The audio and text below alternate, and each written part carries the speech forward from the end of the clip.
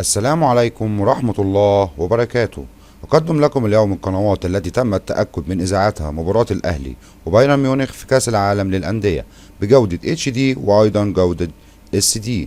إما عن موعد المباراة هتكون إن شاء الله يوم الاثنين المقبل الساعة 8 مساء بتوقيت مصر، 9 بتوقيت السعودية. ودلوقتي مع طريقة تنزيل أول قناة وهي هتكون بجودة HD، يعني لازم يكون الريسيفر بتاعك يدعم تقنية ال HD.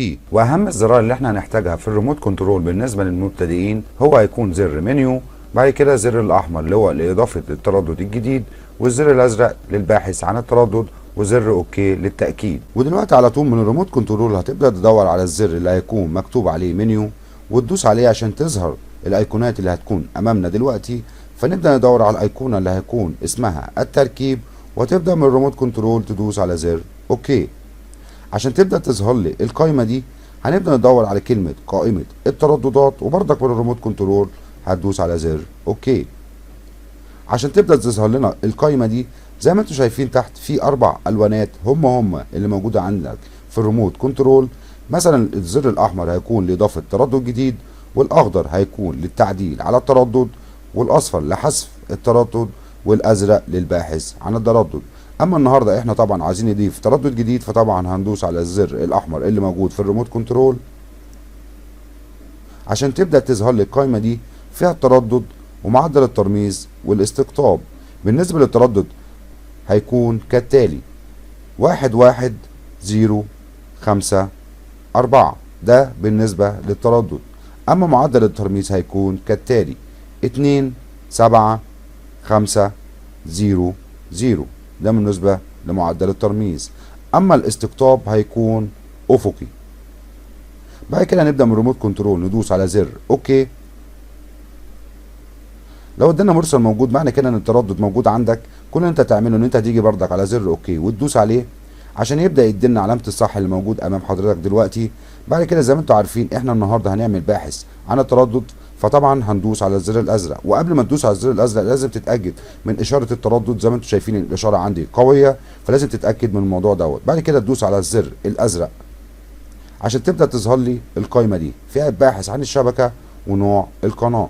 بالنسبه للباحث عن الشبكه طبعا احنا هنخليه اغلاق، ان احنا هندور على التردد ده بس. اما نوع القناه فطبعا هندور على كلمه مجانيه، ان القناه معانا النهارده مجانيه.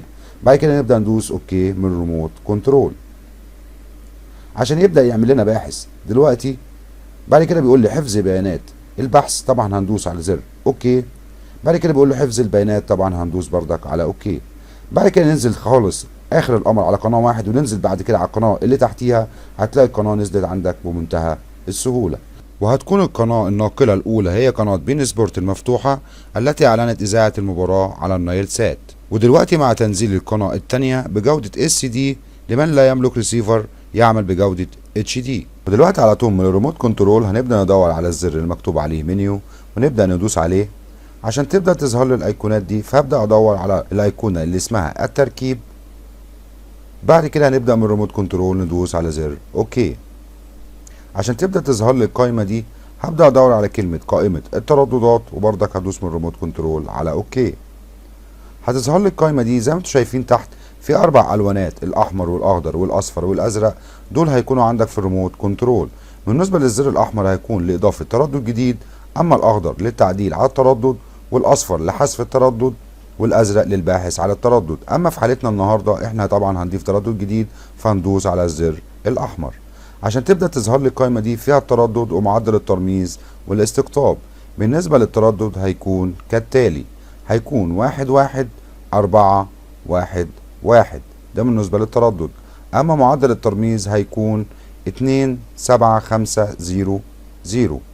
أما الاستقطاب هيكون أفقي. بعد كده من الريموت كنترول هبدأ أدوس على زر أوكي.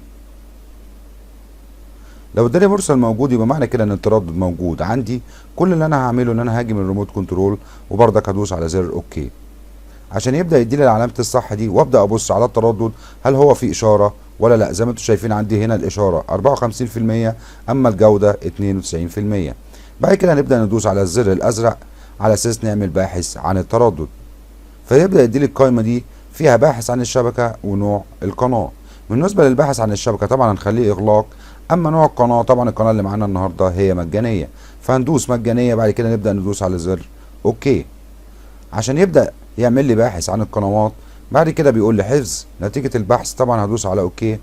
بعد كده حفظ البيانات برضك هدوس على زر أوكي. بعد كده حضرتك هتيجي في آخر القمر خالص وتبدأ تدور على القناة بعد القناة واحد. زي ما انتم شايفين القناة اللي هتذيع المباراة ان شاء الله هتكون قناة مكسبي تي في، ودي موجودة على النايل سات. لمصداقية القناة عندنا زي ما انتم شايفين ده الحساب الرسمي لقناة مكسبي على الفيسبوك. ولو نزلنا لتحت وشفنا البوست من حوالي 10 ساعات زي ما انتم شايفين كاتبين انتظروا كأس العالم للأندية على قناة مكسبي. وفي نهاية الفيديو أرجو أن ينال الفيديو إعجابكم، ولا تنسوا الاشتراك وتفعيل الجرس واللايك ليصلك كل جديد في مجال الريسيفر والدش. وشكرا لكم.